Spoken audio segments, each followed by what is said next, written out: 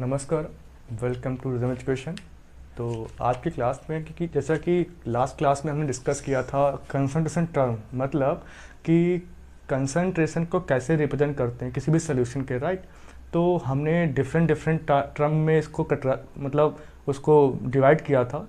तो हमने परसेंटेज पढ़ लिया, देन मोलरिटी के बारे में डिस्कस किया, देन नॉर्मलिटी का हम डिस्कस किया। तो इम्पॉर्टेंट क्या है ना कि अगर कोई टर्मिनोलॉजी हम डिस्कस किया है इन अ थ्योरेटिकल फॉर्म, तो अगर उस पर न्यूमेरिकल ना किए जाएं तो कॉन्सेप्ट क्लियर नहीं होता है। तो आज की क्लास में हम बेसिकली उन कॉन्सेप्ट को क्लियर करेंगे with the help of numerical, ठीक है। तो बिना टाइम गंवाए हम डिस्कस करते हैं कि लास्ट में हमें किस चीज़ पे फोकस ज़्यादा करना है, राइट। तो हमने क्या पढ़ा था कि जो मोलरिटी होती है जिसको हम कैपिटल M से रिप्रेजेंट करते हैं ना, तो और जिसकी जो यूनिट होती है क्या थी, मोल पर। ध्यान से सुनो, मोलरिटी की जो थी यूनिट वो मोल पर लीटर थी, राइट। तो और इसका फार्मूला भी अगर आप किसी सॉल्यूट के लिए निकालते हो तो M equal to WB/MB 1000 V in ml, ये इसका फॉर्मूला था, राइट। तो अब क्या है कि देखो, दो चीज़ें होती हैं कि न्यूमेरिकल समझना और करना, दोनों चीज़ें अलग अलग होती हैं। क्वेश्चन को अगर आप ध्यान से समझें तो आपको न्यूमेरिकल करने में कोई दिक्कत खास होती नहीं है। जितने भी प्रीवियस ईयर के जो न्यूमेरिकल्स हैं उनको डिस्कस कर लो। यहाँ हम टाइप ऑफ न्यूमेरिकल डिस्कस करेंगे, ठीक है, क्योंकि इतने ज़्यादा न्यूमेरिकल क्लास में डिस्कस करना पॉसिबल नहीं है, इसलिए हम बेसिकली उन जैसे न्यूमेरिकल को डिस्कस करेंगे। तो एक क्वेश्चन अगर हम दे दें आपको कि आपके पास गिवन है, सपोज आपके पास क्वेश्चन है, क्या गिवन है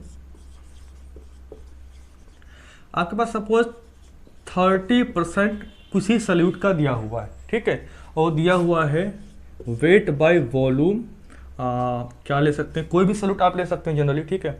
तो हम कंसिडर कर लेते हैं कि weight by volume NaOH solution दिया हुआ है, ठीक है, ये हमारा गिवन है। अब निकालना क्या इसमें है, हमें सिंपली निकालना है, इसमें मोलरिटी फाइंड आउट करनी है। तो हमेशा ध्यान रखो कि क्या निकालना है, वहाँ फोकस रखो, ठीक है। और क्वेश्चन में क्या क्या अमाउंट दिया हुआ है, हो सकता है कि पॉसिबल ये है कि हर एक टर्म दिया हो बजाय एक टर्म के जो उस फॉर्मूले से जुड़ा हुआ है, राइट। तो अगर हम इसको ध्यान से देखें, ठीक है, हमारा 30% वेट बाय वॉल्यूम दिया हुआ है। अगर परसेंटेज वेट बाय वॉल्यूम का क्या मतलब है, सिंपल, तो इसका मतलब ये है कि इसके लिए अगर हम V फाइंड आउट करें, टोटल वेट कितना हुआ होगा, टोटल वेट अगर वॉल्यूम में अगर होगा तो यहाँ पर ये मान लीजिए 100 ml है, कोई चीज़ परसेंटेज तो होता है 100 में, तो ये 100 ml वॉल्यूम यहाँ हो सकता है। अब 100 ml वॉल्यूम में से W का कितना होगा, 30% है, इसका मतलब कि भाई 30 ग्राम होगा किसी सॉल्यूट के। WB वेट कितना होगा, 30 ग्राम ऑफ सॉल्यूट होगा इन सॉल्यूशन, ओके। तो यहाँ पे W और V एंड WB की वैल्यू हमें पता चल गई। अच्छा, इस फॉर्मूले को निकालना है M, 1000 दिया हुआ है, पता है वैल्यू इसकी 1000 होती है। V ml में यहाँ निकल चुका है, WB वो पता चल चुका है।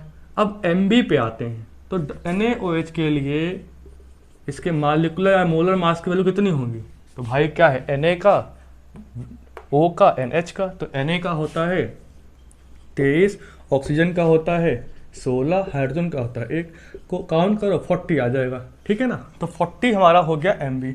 तो हर एक डेटा गिवन है, अगर आप इसको यहाँ से कैलकुलेट करें तो क्या हुआ कि M इक्वल टू क्या है, W पे कितना था, WB हमारा था 30 ग्राम, ठीक है, इंटू 1000 अपॉन MB कितना था 40, एंड V था हमारा 100 ml।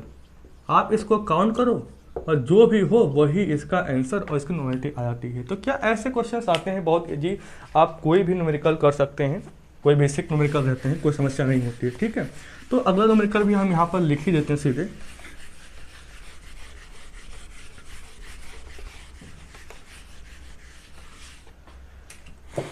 तो न्यूमेरिकल है, क्या है, the amount of anhydrous sodium carbonate present in 250 ml of 0.25 m solution is. तो क्वेश्चन कुछ इस तरीके से है।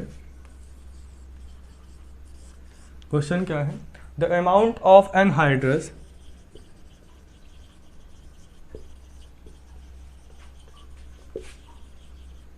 Sodium carbonate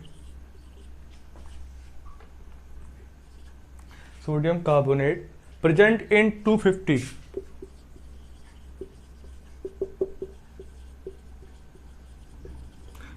ml of 0.25 m solution। Wait ये लिखा हुआ है, हाँ।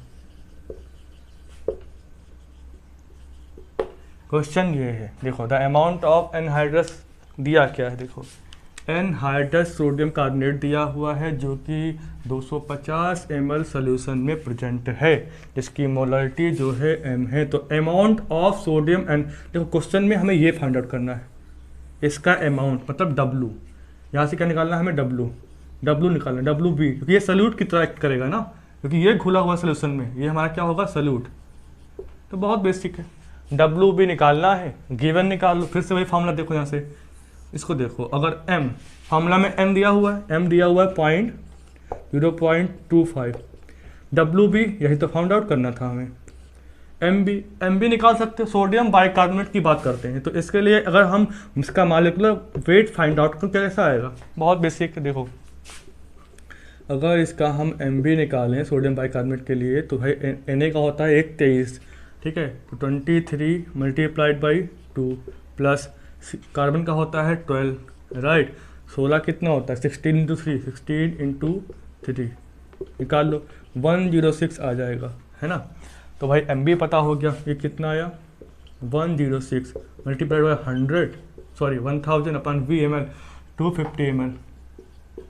ओके, अगर हम इसको ध्यान से देखें, यहाँ से क्या इसकी वैल्यू फाइंड आउट नहीं कर सकते हैं। बहुत ज़रूरी है कि आपको समझना है कि पैटर्न क्या है, बस सिंपल सी मैथ्स है, करनी है आपको और आपका आंसर आ जाएगा, जो भी आ जाए वही आपका आंसर होगा। तो ऐसे न्यूमेरिकल्स होते हैं बेसिकली। हाँ, एक और बात ये है कि कुछ और चीज़ें भी हैं, ऐसे बेसिक जो फॉर्मूले पे जुड़े हुए न्यूमेरिकल्स हैं उनको तो आप ऐसे ही एम कर सकते हैं ना, इसमें कोई खास आपको बहुत ज़्यादा समझने की जरूरत नहीं है, ठीक है। क्वेश्चन को बस रीड करना ध्यान से कि आप हर एक टर्म को समझ सकें, ठीक है। तो अगले टर्म की बात करते हैं, या इससे ही जुड़ा कुछ और सीख लेते हैं।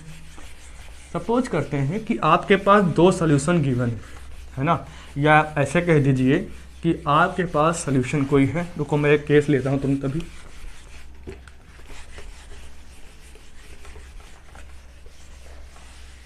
ओके, देखो मान लिया कि आपके पास एक सॉल्यूशन है, ठीक है, एक सॉल्यूशन है जिसका जो वॉल्यूम है वो V1 है, जिसकी जो मोलरिटी है वो M1 है, राइट। अब क्या किया गया कि मतलब ये है किसी भी अमाउंट, किसी भी सल्यूट के कुछ नंबर ऑफ मोल्स जो हैं, कुछ ही सल्यूट के नंबर ऑफ मोल्स जो हैं वो V1 ml ऑफ सोल्यूशन में डिजॉल्व किए गए हैं, है ना। क्योंकि एक बात ध्यान रखो कि सपोज करो कि आपके पास एक सल्यूशन था, राइट, ठीक है, और इसमें जो है 10 मोल्स घुले हुए हैं और इसका जो वॉल्यूम था सॉल्यूशन का, मतलब V जो था वो मान लिया 50 था, ठीक है। अब इसकी जो भी मोलरिटी आएगी, राइट, वो हम फाइंड आउट कर सकते हैं। मान लिया कर लिया, कुछ आ गया, X आ गया, Y आ गया, ठीक है। अगर इसको हमने डाइल्यूशन कर दिया हमने, मतलब क्या हुआ, डाइल्यूशन का मतलब होता है डाइल्यूट करना, है ना। डाइल्यूट करने का मतलब क्या होता है, कोई चीज़ गाढ़ी थी उसको हमने तन कर दिया, है ना, पतला कर दिया, ठीक है। अब पतला किया है इसका मतलब क्या है, सपोज आपके पास शरबत बना रखा है आपने, ठीक है, चीनी को आपने मिक्स किया वाटर में, आपके पास शरबत बन चुका है गाढ़ा गाढ़ा, अगर आप अमाउंट ऑफ चीनी अधिक डाला हुआ है, ठीक है। अब चीनी को हमने फिक्स कर दिया, शरबत गाढ़ा है आपका, आपको पतला करना है उसे, राइट। तो आप क्या करते हो, आप पानी और ऐड कर देते हो। लेकिन सोचने वाली बात यह है कि अगर आपने पानी को ऐड किया है तो वो पतला तो हो गया। अब दिमाग लगाइए कि आपने केवल पानी को ऐड करके उसको डाइल्यूट कर दिया, पतला कर दिया, बट क्या ध्यान दीजिए कि यहाँ पर क्या जो चीनी घुला था उसकी मात्रा बढ़ जाएगी, क्या उसके मोल्स बढ़ जाएंगी, सोचने वाली बात ये है, ठीक है। तो ऐसा नहीं है, कभी भी डाइल्यूट करने पर किसी भी सोल्यूशन को उसमें सल्यूट जो होता है वो फिक्स होता है, क्योंकि आपने सल्यूट नहीं, आपने सॉल्वेंट को स्ट्रेंथ, सॉल्वेंट को इंक्रीज किया है ना, सॉल्यूट तो फिक्स हो गया आपका, राइट। तो किसी भी सोल्यूशन को जब डाइल्यूट करते हैं ना, तो जो यहाँ पर V जो है वो तो बढ़ जाएगा, क्योंकि पहले वहाँ 50 ml था मान लिया, तो यहाँ पर अभी हो गया 80 ml, तो V तो बढ़ गया, लेकिन जो number of particle of solute होते हैं, सॉल्यूट के मोल्स होते हैं, सॉल्यूट का अमाउंट होता है, तो इसमें जो सॉल्यूट होगा, सॉल्यूट वो हमेशा फिक्स्ड रहेगा, वो बढ़ेगा नहीं। ध्यान रखना इस चीज़ को, हम कई और तरीके से जो है प्रूव कर लेंगे। तो क्वेश्चन पे आते हैं कि अगर हमारे पास क्या है, हमारे पास एक सोल्यूशन है, सोल्यूशन जिसका वॉल्यूम जो है V1 है और जिसका जो मोलरिटी है वो M1 है। अब क्या किया गया, इसको डाइल्यूट किया गया, मान लेते हैं इसको किया गया डाइल्यूट करके एक नया सोल्यूशन बनाया गया। अब उसको जब फाइंड आउट किया गया कि उसकी जो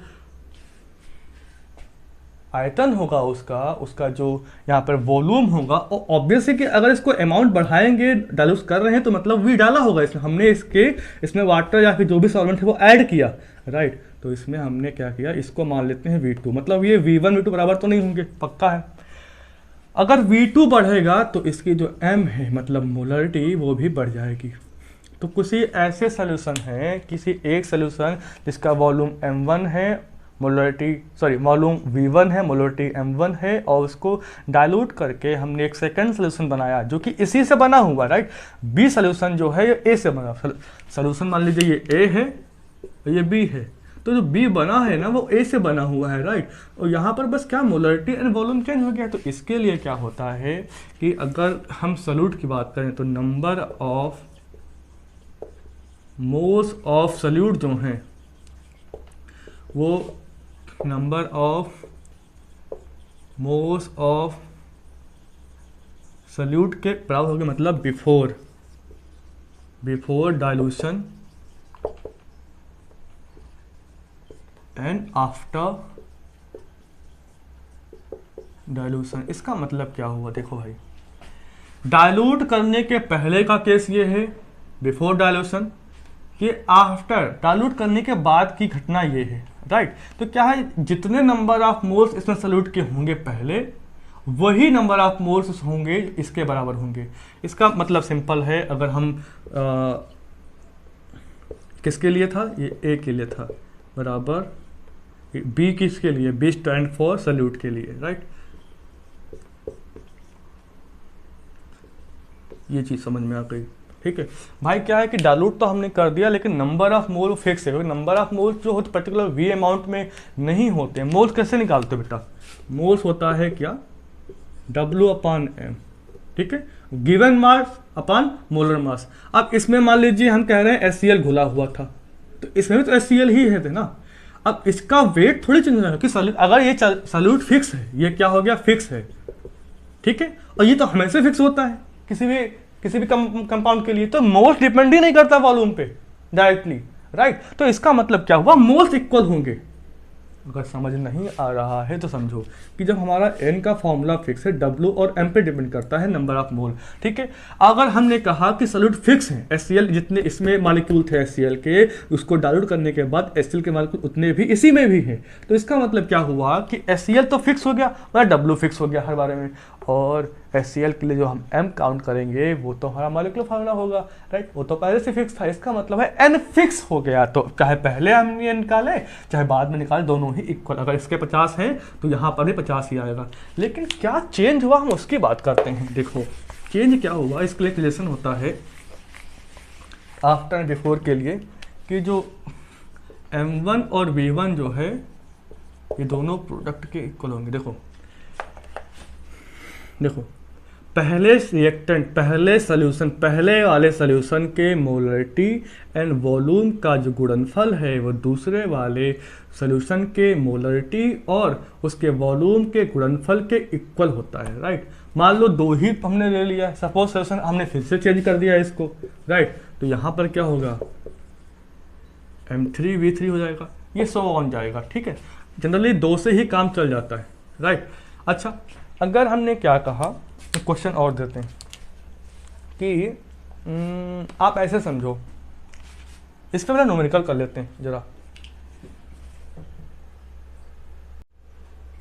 देखो भाई क्वेश्चन नंबर 1 में क्या था, समझो क्या निकालना है। मोलरिटी को करा हाईलाइट की मोलरिटी आप HCl निकालनी है, राइट। कुछ डेटा दिया हुआ, क्वेश्चन को समझो पढ़ो ध्यान से। क्या हुआ है कि 20 ml of HCl solution requires 19.85 ml of 0.01 molar NaOH solution for complete neutralisation reaction. Okay, the molarity of HCl solution.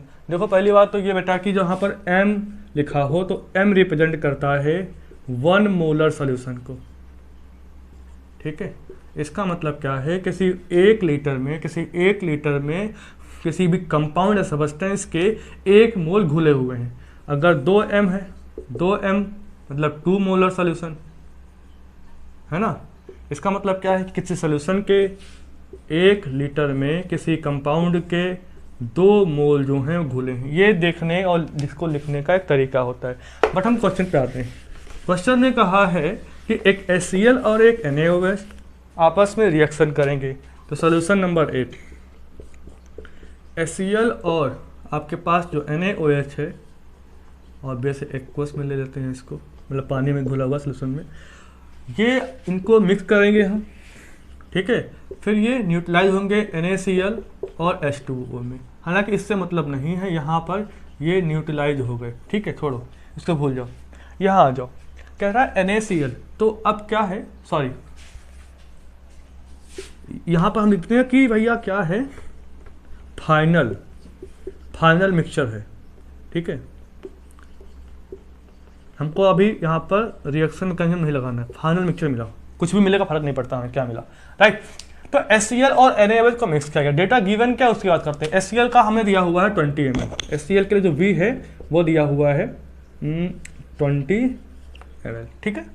और क्या दिया हुआ, HCl का M जो है वो निकालना है, राइट। ऐसा ही है क्या,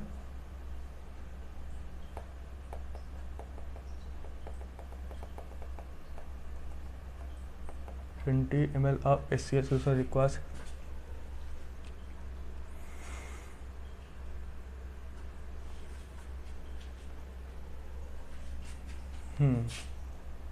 चलो।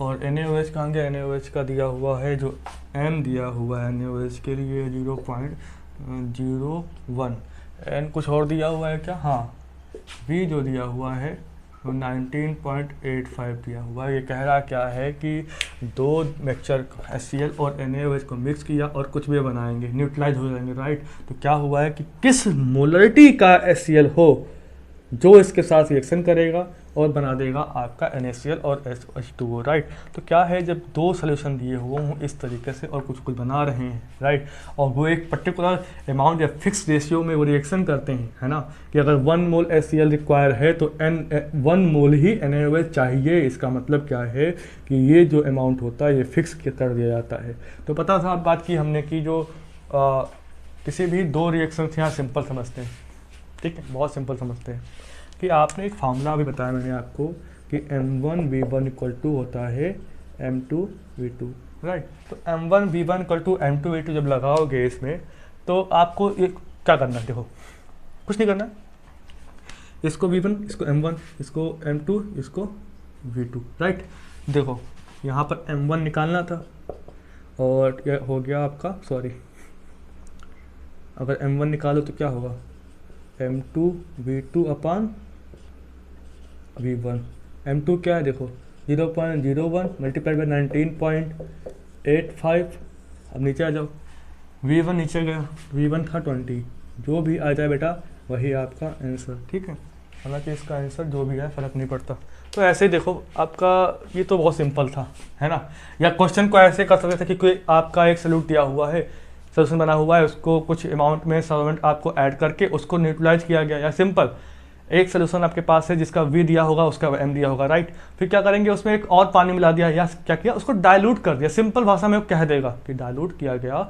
अब आपको उसका फाइंड आउट करना है कि नया मोलरिटी क्या आई हुई है। तो क्वेश्चन ऐसे भी आ सकता है, राइट। तो आपको उसकी टेंशन लेने की जरूरत नहीं है, ठीक है।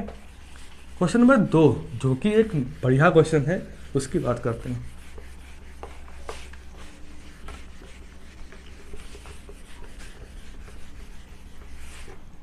क्वेश्चन में क्या है कि देखो, क्वेश्चन नंबर 2 की बात करते हैं। क्या है, 20 ml ऑफ 3.0 mNH। देखो सोल्यूशन दिए हुए, 2 सोल्यूशन हैं मिक्स किए गए। क्या है कि भाई 20 ml ऑफ 0.mHNO3 का सोल्यूशन आपके पास है ये, ठीक है। ठीक है, एक सोल्यूशन और आपके पास था, क्या है, जिसका 75 ml है और 4.0 mHNO3 है, ठीक है। ये सोल्यूशन आपके पास ये है। ये सोल्यूशन क्या हुआ है, दोनों को मिक्स किया गया है, मतलब इसको किया गया है मिक्स, ठीक। मिक्स करके कह रहा है कि एक बनेगा फाइनल सोल्यूशन। ये बन गया फाइनल सोल्यूशन। ये हमारा क्या है, ये है फाइनल सोल्यूशन। मतलब क्या है, एक सोल्यूशन था HNO3 का जिसका V दिया हुआ, जिसका M दिया हुआ। दूसरा ये था जिसका V दिया है, उसका M दिया हुआ। कह रहा है इनको मिक्स किया गया और एक बन गया फाइनल सोल्यूशन। तो क्या है कि जो फाइनल सोल्यूशन है, जो मिक्सचर बनेगा फाइनली, उसका मोलरिटी क्या, मतलब ये निकालना है फाइनल सोल्यूशन की मोलरिटी, राइट। तो क्वेश्चन को ध्यान से देखो। एक बात कहा गया है कि वॉल्यूम आर एडिटिव। अगर ये ना भी लिखा होता ना तो आपको समझ जाना होता है कि वॉल्यूम जो है वो एडिटिव है, ठीक है। अब देखो, अगर हम इसको मान लें V1 और इसको मान लें M1, इसको मान लें V2 और इसको मान लें M2, ठीक है। 2 सोल्यूशन थे HNO3 के, दोनों को मिक्स किया गया और कुछ बनेगा। तो क्या है ना, वॉल्यूम इज एडिटिव। अगर लास्ट क्लास से आपने देखी है तो एडिटिव और नॉन एडिटिव का मतलब क्या होता है ना, समझाया था आपको डिटेल में, राइट। तो वॉल्यूम एडिटिव मतलब क्या, इनके अगर आपको V फाइनल निकालो, फाइनल वॉल्यूम निकालना हो, फाइनल वॉल्यूम, तो भाई क्या होगा कि दोनों को मिक्स किया गया है ना, इतने ml ये, इतने ml भी, तो क्या ये वॉल्यूम इंक्रीज नहीं होगा। तो क्या है, इसका मतलब क्या है, V1 प्लस V2 की बात कर रहा है, मतलब 25 प्लस 75, मतलब ये 100 ml आपका वॉल्यूम आ जाएगा फाइनल। अब क्वेश्चन क्या है कि भाई जो फाइनल, ये जो है फाइनल मिक्सचर, इसका जो V है वो फाइनल जो है ये आ गया 100। अब जो V फाइनल था, इसका जो M है फाइनल का, है ना, मिक्सचर का, यानी वो हमें निकालना, ये क्वेश्चन था हमारा। तो अब देखो, डेटा ये गिवन है, ये गिवन है, ये गिवन है, ये मिक्स है। तो देखो क्या है, क्वेश्चन आपके सामने लिखा हुआ है, इसको ध्यान से पढ़ो और इस पर कोरिलेट करो, राइट। तो क्वेश्चन में कुछ करना ही नहीं है ना। कुछ देर पहले आपने पढ़ा, क्या पढ़ा, देखो क्वेश्चन तो हमने लिख लिया नीचे, ठीक है। अभी आपको परेशान होने की जरूरत नहीं है, क्वेश्चन हमने लिख दिया नीचे। तो क्या है, देखो ध्यान से, इसका निकालना है। हमने पढ़ाया आपको कि M1 V1 equal to M2 V2 होता है, ठीक है। अगर और भी होते तो M3 V3 होता, ठीक है। इसका मतलब क्या है, ये अलग अलग सोल्यूशन थे। मान लो एक ही चीज़ के, एक ही पार्टिकल, एक ही सोल्यूट के अलग अलग सोल्यूशन थे, जिनके M1 V1 डिफर था या फिर कुछ था प्रोडक्ट, ये था, ये था। होता क्या है कि अगर सभी को आपस में मिक्स करोगे तो एक फाइनल बनेगा। इसका मतलब है ये जो डॉट या कह दो इसको, ये बराबर हमेशा होगा M और V के। अगर बहुत सारे सोल्यूशन हैं जिनके M1 V1 को उसके इक्वल रख के, या ऐसे करते हैं, सॉरी, हाँ देखो, या हम ऐसे ना कहें, इसको ऐसे ना कहें, इसको ऐसे ना कहें, बिल्कुल भी ना, गलत हो जाएगा, ठीक है। हम क्या करना चाह रहे हैं, देखो कि अगर 2 ये हैं, है ना, अगर मिक्स करेंगे ना तो फाइनल बनेगा। तो अगर हम फाइनल MV निकालें तो MV जो होगा वो अलग अलग, हमने सिंपल कॉन्सेप्ट को ध्यान रखना था, M1 V1 plus M2 V2 plus M3 V3 plus M4 V4 dot dot, ऐसे ही कुछ ऐसा रिलेशन आएगा। बट हमें रिक्वायरमेंट क्या है, यहाँ पर 2 ही सोल्यूशन को मिक्स किया, इसको और इसको, तो हमारा काम इससे ही चल जाएगा, राइट।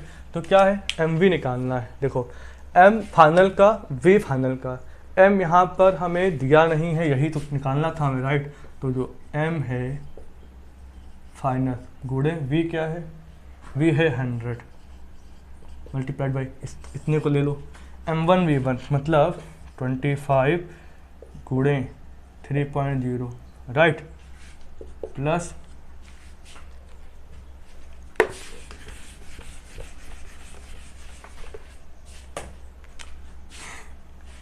75 1.4.0 राइट। अब देखो m फाइनल निकालोगे तो क्या 100 जाएगा नीचे,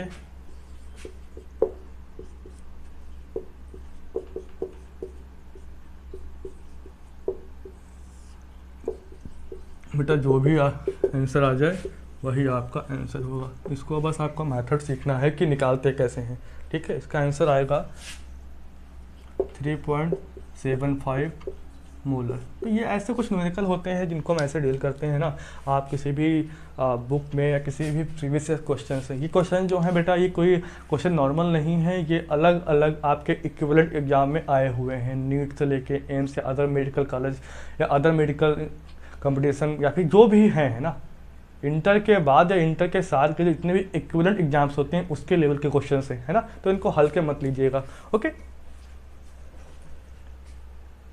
अभी क्या है ना कि मोलरिटी डिस्कस कर लिया हमने, लास्ट लेक्चर में डिस्कस किया था हमने मोलरिटी, नॉर्मलिटी शायद नहीं देखा था, मोलरिटी राइट। तो मोलरिटी से कुछ खास क्वेश्चन आते नहीं, आते हैं तो फॉर्मूला बेस आते हैं, आप चेक कर लीजिएगा उसको, किसी भी एनसीईआरटी या किसी भी अदर बुक से आप देख सकते हैं ना, या लास्ट के पेपर सॉल्व करें, बेस्ट ऑप्शन ये होता है राइट। एनसीईआरटी टच जरूर करें, उसे पढ़ें ध्यान से। तो अगर हम बात करें कि हमने कल इक्विवेलेंट मास की बात की थी राइट, कि इक्विवेलेंट मास या ग्राम इक्विवेलेंट या इक्विवेलेंट वेट क्या होता है, उसका कुछ बेसिक आइडिया दिया था हमने, है ना। वहाँ पे हमने एक्स फैक्टर की बात की थी। तो एक्स फैक्टर कई चीज़ों में डिपेंड करता है ना, हमने कल एसिड एंड बेस के ही एग्जांपल लिए थे। उसका रीज़न ये था कि यहाँ पर हमें बेसिकली क्वेश्चन जो आएंगे वो एसिड या बेस से ही आएंगे, बाकी जो आपका रिडॉक्स रिएक्शन चैप्टर है उसमें डिस्कस करते हैं, क्योंकि वहाँ पर ऑक्सीडेशन, रिडक्शन या वैलेंसी से जुड़े टर्म आते हैं राइट। तो हमने कुछ क्या करना है कि अगर हम फाइंड आउट करें कि नंबर ऑफ ग्राम इक्विवेलेंट क्या होते हैं, अगर हम लिखें कि number of gram equivalent mass क्या होते हैं, देखो आपने जो है ग्राम इक्विवेलेंट मास अथवा इक्विवेलेंट मास, इसको ई से भी लिखते हैं, ठीक है। इसको फाइंड आउट किया था कि आपने क्या कहा था कि पार्टिकल वेट अपॉन एक्स, ये तो शॉर्टकट तरीका था एक निकालने का, है ना। इसका एक्चुअल मतलब क्या होता है उसे समझते हैं। एक्चुअल मतलब क्या होता है कि किसी सल्यूट का ग्राम इक्विवेलेंट को, है ना, किसी सल्यूट के ग्राम इक्विवेलेंट, है ना, किसी के सल्यूट के ग्राम इक्विवेलेंट, इतना ही मतलब बेसिक, किसी सल्यूट के ग्राम इक्विवेलेंट, बार बार 3-4 बार कहा, उसका मतलब था ये।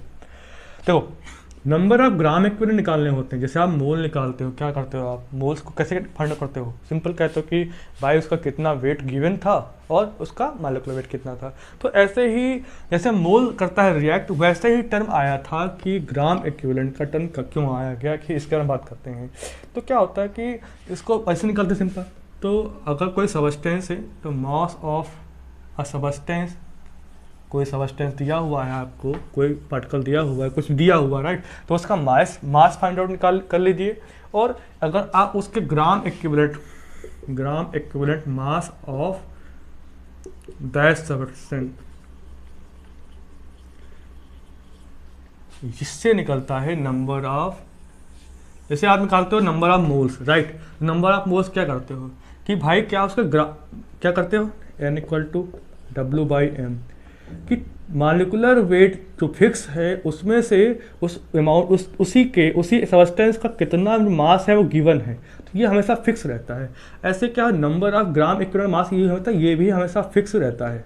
ये डिपेंड करता है कि आपके पास पार्टिकल क्या दिया हुआ है, जैसे यहाँ m डिपेंड करता है कि आपके पास एलिमेंट क्या दिया हुआ है राइट। तो मास ऑफ सब्सटेंस ये आपका वेरी करता है, तो इसको ध्यान से देखो।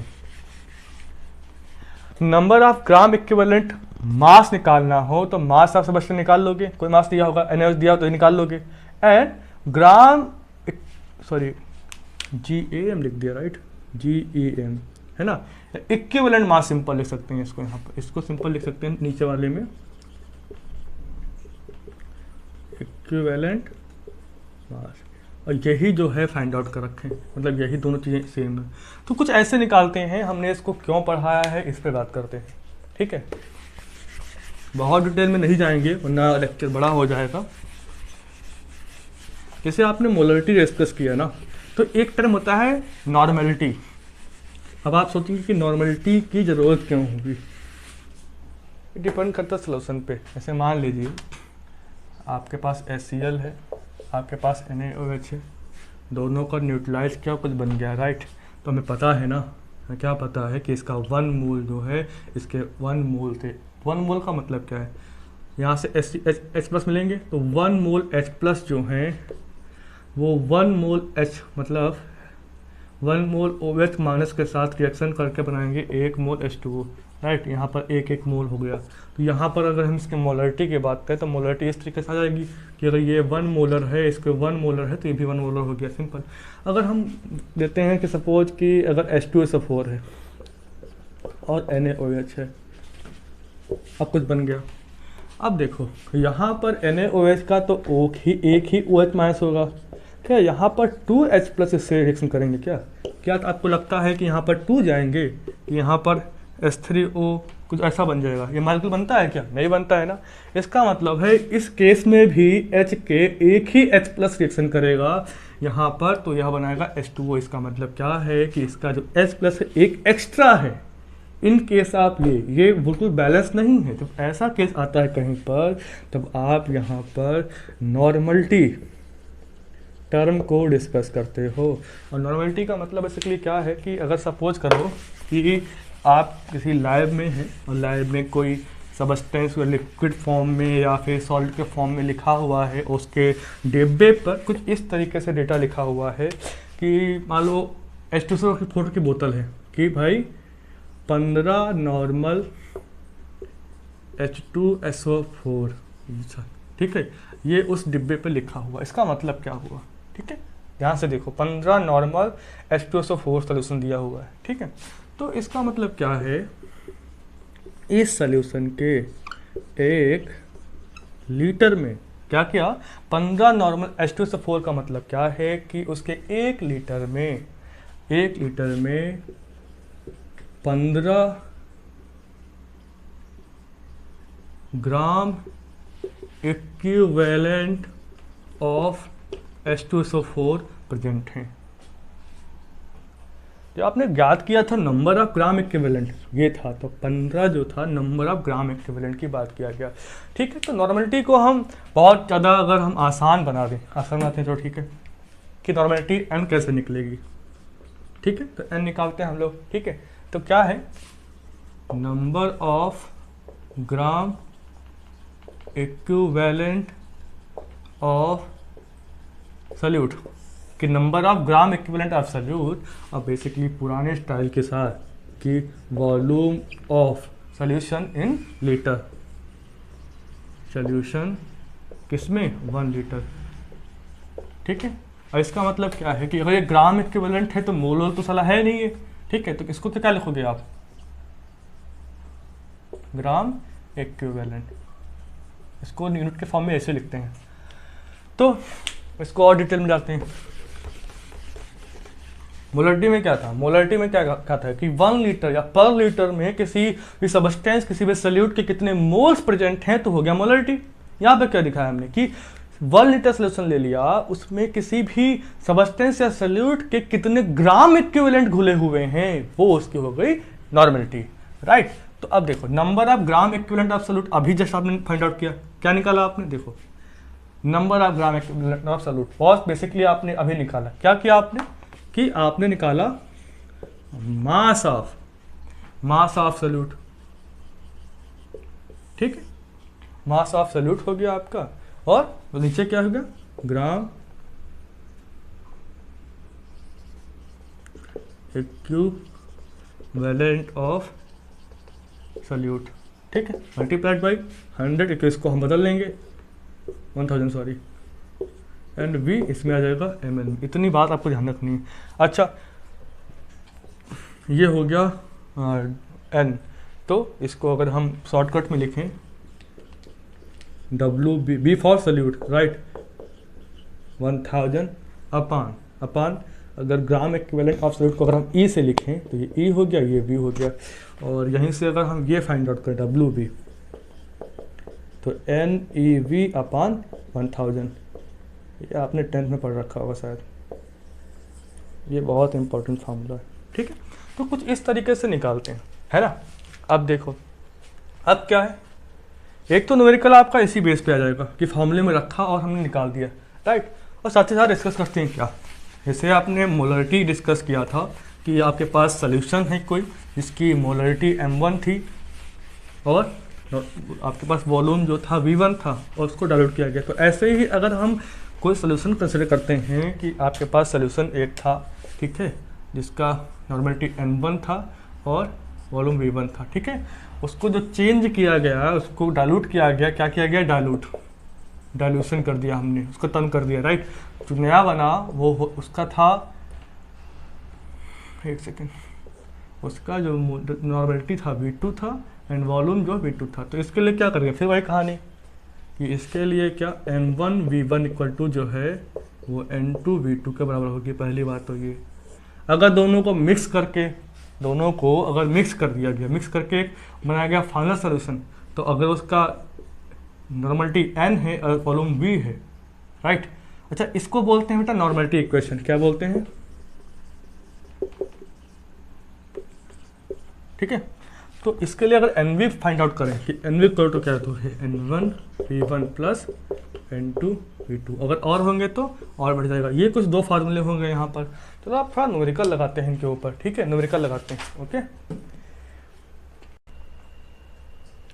तो यहाँ कुछ क्वेश्चन लिखे हुए हैं, क्वेश्चन को करने से पहले पढ़ना जरूरी होता है, तो पढ़ते हैं क्वेश्चन क्या लिखा हुआ। क्वेश्चन नंबर 1 में क्या है कि dilute 1 litre 1 molar H2SO4 solution, क्या है देखो ध्यान से देखना कि 1 लीटर सोल्यूशन था जिसकी मोलरिटी 1m है, ठीक है, उसको 5 लीटर की हेल्प से, मतलब 5 लीटर वाटर ऐड करके डाइल्यूट किया गया और उसका जो नॉर्मलिटी है क्या होगा। इसका मतलब क्या है, देखो हमारे पास एक 1 मोलर H2SO4 सोल्यूशन था जो कि क्या था 1 लीटर में, ठीक है।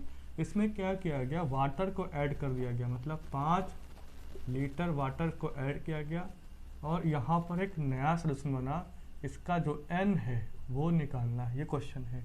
इसका मतलब ये एक बात और है कि 1 लीटर से 5 लीटर ऐड किया गया तो भर जाएगा, और तो ये जो फाइनल v आएगा, v हो गया 5 + 1 = 6। ये बात समझ में आ गई। यहाँ पर देखो क्वेश्चन में दिया क्या, क्वेश्चन में दिया हुआ है 1 मोलर और पूछ क्या रहा है कि नॉर्मलिटी क्या करो। तो अभी इस पर कॉम्प्लिकेट है कि यहाँ पर नॉर्मलिटी के फॉर्मूले इस्तेमाल करें कि नॉर्मलिटी के करें, अभी क्लियर नहीं है कि नॉर्मलिटी करनी है याद कि हमें मोलरिटी इसके लिए यूज करनी है, राइट। तो क्या है कि इससे पहले हम कुछ पढ़ें, हम देखते हैं क्या रिलेशन, इसमें रिलेशन देखो,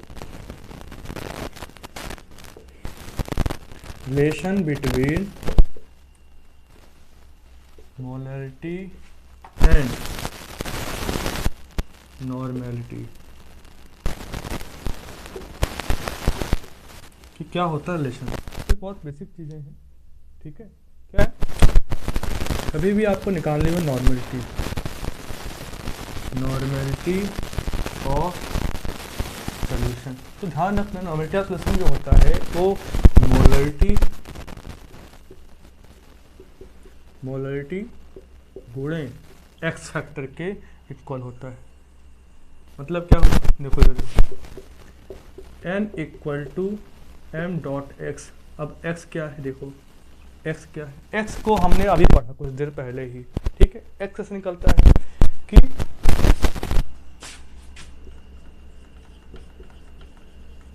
मॉलिक्यूलर वेट को डिवाइड कर दो इक्विवेलेंट वेट से।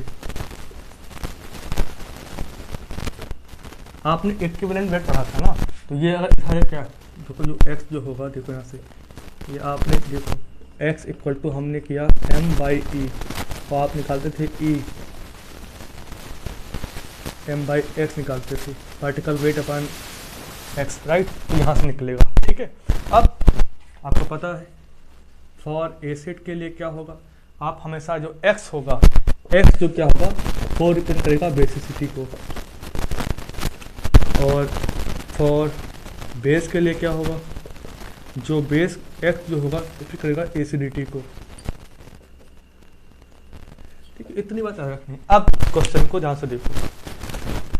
वन नॉर्मल H2SO4 सोल्यूशन था, उसमें ऐड किया गया। तो अगर हमें इसका भी पता चल गया, n इसका निकालना है, अगर हमें इसका भी पता है, राइट, इसका भी पता है 1 लीटर, अगर इसका n निकल जाए नॉर्मलिटी, ठीक है, तो हम फाइंड आउट कर सकते हैं, राइट। तो 1 मोलर दिया हुआ है, इसके लिए हमने नॉर्मलिटी फाइंड आउट करनी है, राइट। तो हमें ये पता है, ठीक है। पहली बात तो H2SO4 एक एसिड है, तो X देखो क्या होगा, H2SO4 सोल्यूशन नंबर 1, राइट।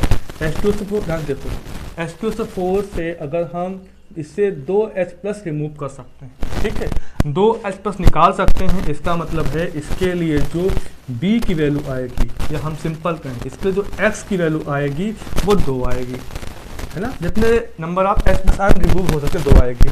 अब देखो, अगर इसके लिए नॉर्मलिटी निकालनी हो तो सॉरी n इक्वल टू क्या होगा, m इंटू एक्स, है ना। m दिया हुआ 1, x को 2, तो मतलब इसका n आ गया 2।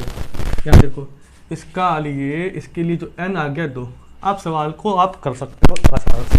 क्या निकालना, देखो यहाँ से ऊपर क्या है लिखा हुआ है कि भाई डेटा दिया हुआ आपके पास, एक सोल्यूशन था, उसमें वाटर ऐड किया गया, डाइल्यूट किया गया, नया बन गया। अब क्या नॉर्मलिटी निकालनी है, तो क्या है simple N1V1 equal to N2VT का फॉर्मूला इस पर लगाना है, सिंपल, ठीक है।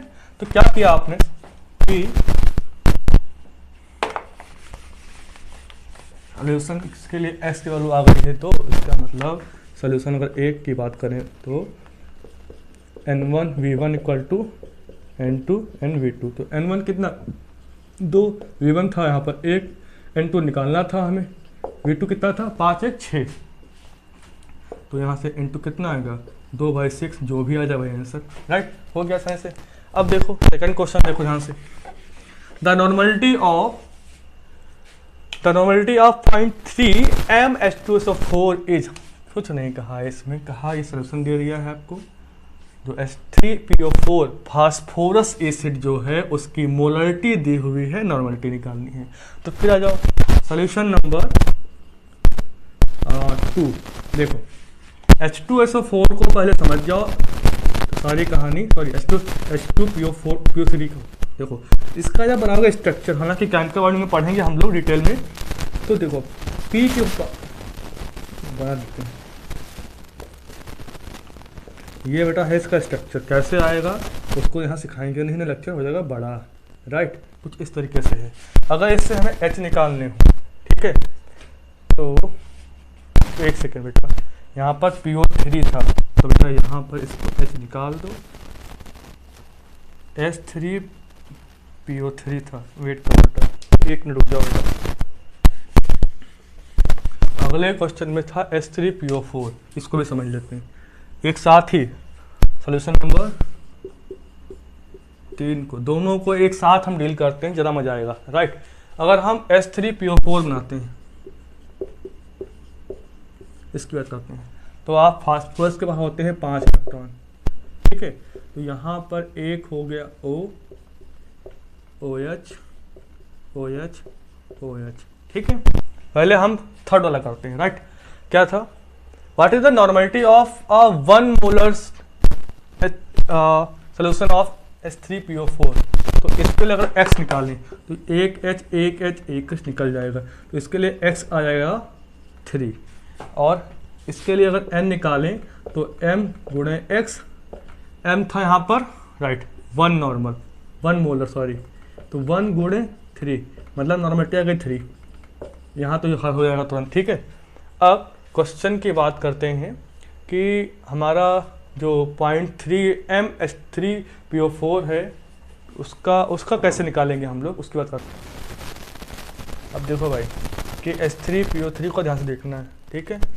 अपन ने देख लिया क्या है, फास्फोरस है, यहाँ से एक O अटैच्ड है, यहाँ से एक A, एक यहाँ से एक A, और यहाँ से एक H, पूरा हो गया। ये इसका है टेट्राहेड्रल स्ट्रक्चर।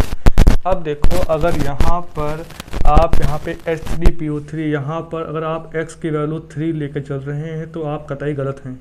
ठीक है, यहाँ देखो यहाँ से क्या होता है कि जब H रिमूव होता है तो ध्यान देना है कि रिमूव करना आसान है कि नहीं।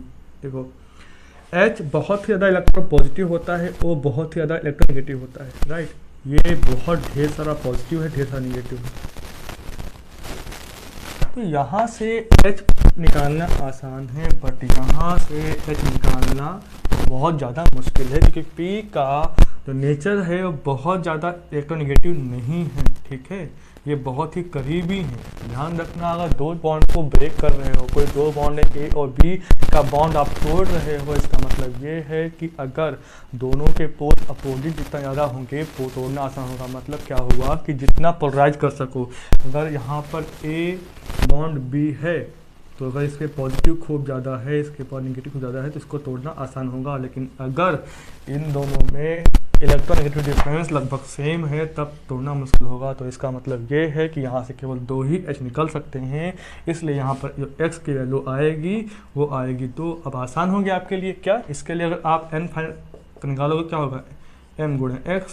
M कितना दिया हुआ था क्वेश्चन नंबर 3, 1, तो 1 गुणे 2, नॉर्मलिटी आ गई आपकी 2। अब क्वेश्चन में क्या था, नॉर्मलिटी निकालने की, हो गया क्वेश्चन में, खत्म हो गया। ठीक है, ऐसे क्वेश्चंस आपको करने हैं। लास्ट क्वेश्चन को अगर आप ध्यान से पढ़ें, लास्ट में लिखा हुआ है मोलरिटी एंड नॉर्मलिटी जो है फाइंड आउट करनी है। देखो क्वेश्चन क्या होता है, क्वेश्चन कितना भी कॉम्प्लिकेट क्यों ना हो उसमें सब कुछ दिया होगा, कुछ ना कुछ तरीका जरूर दे देते हैं कैसे निकालना है। तो पहली बात तो ये कि आपको मोलरिटी एंड मोलरिटी, ये स्मॉल m एक कैपिटल M निकालना है। ठीक है, ये डिपेंड करता है किस पे, ये भी मोल्स की बात करते हैं। यहाँ पर जब बात करते हैं तो वॉल्यूम होता है ml में, और जब यहाँ पर बात करते हैं तो जो सॉल्यूशन का जो वेट होता है, वेट ऑफ सॉल्यूशन जो होता है वो ग्राम में होता है। ठीक है, सॉल्वेंट का। तो यहाँ इसकी बात करते हैं। ठीक है, तो अपने को करना क्या है, इस पर ध्यान देते हैं। देखो क्या है क्वेश्चन में, 25 ग्राम ऑफ सॉल्यूट है, मोलर मास दिया हुआ है, इज डिजॉल्व इन 100 ml। क्या दिया है देखो, गिवन देखो पहले, क्या जो सल्यूट है वो दिया है 25 ग्राम। ठीक है, और इसी का मोलर मास दिया हुआ है, मोलर मास मतलब mg ले लेते हैं। तो कितना दिया हुआ है, 250 ग्राम मोल इनवर्स, और डिजॉल्व किया हुआ है 100 ml ऑफ वाटर, मतलब V जो है वो 100 ml है ऑफ वाटर। ठीक है, and solution is made up to, देखो इसका मतलब क्या हुआ कि उन्होंने ये ले लिया और डिजॉल्व कर लिया अच्छे से। फिर क्या किया, उसका सॉल्यूशन जो है उसमें पानी और ऐड करके उसको 0.5 लीटर तक बना दिया। मतलब इसमें पानी ऐड कर दिया थोड़ा सा और वाटर, और इसका जो V है वो 0.5 लीटर के आसपास बना दिया, मतलब 500 ml के आसपास बढ़ा दिया इसको। और इस नया बनेगा ना, जो नया सिस्टम बनेगा उसका जो डेंसिटी है D कितना दिया हुआ, डेंसिटी दिया हुआ है 1.25 ग्राम ml। ठीक है, ये कुछ डेटा दिया हुआ है, सॉरी क्या ग्राम पर ml। ओके, अब देखो क्वेश्चन आपके लिए होमवर्क रहेगा। आपको करना क्या है, आपको बस फॉर्मूला लिखना है। किसका, एक नॉर्मलिटी का फॉर्मूला, एक मोलरिटी का फॉर्मूला। सॉरी क्या लिखना है, हाँ मोलैलिटी एंड मोलरिटी का फॉर्मूला लिखना है। फिर देखो उस डेटा से क्या डेटा हम निकाल सकते हो। तो बेसिकली जब आप निकालोगे क्या मोलरिटी, तो इसमें क्या मोल चाहिए, तो मोल्स आपके पास दिए हुए 25 ग्राम, ये यहाँ से मोल निकल जाएगा। सिंपल, इसका फॉर्मूला आप जानते ही हो। ठीक है ना, WB/MB ऊपर 1000/V लीटर, ये निकल जाएगा तुरंत। मोलरिटी की बात करते हैं तो वहाँ पर आपको ध्यान रखना होगा कि वहाँ पर क्या नहीं दिया हुआ है। बटे में होता है वहाँ पर ग्राम, यहाँ दिया है V, तो भैया क्या D दिया हुआ है, तो यहाँ से क्या आप मास बराबर डेंसिटी गुणे वॉल्यूम नहीं क्या कर सकते हो। ठीक है, अगर इसका मास आ जाएगा, है ना, पर्टिकुलर मास आ जाएगा सोल्यूशन का, तो क्या आप ये निकाल नहीं सकते हो। तो आप इसको ट्राई करिए और तुरंत आपसे हो जाएगा, ठीक है। और इसके बाद एक लेक्चर में इसको ख़त्म कर देंगे, राइट। आपका काम क्या, आपको असाइनमेंट दे दिए जाएंगे, लिंक ऐड कर दूंगा मैं देर सवेर, ओके। तो आपको बस हल करना है, सॉल्व करना है और इसको एंजॉय करना है, राइट। Okay, bye.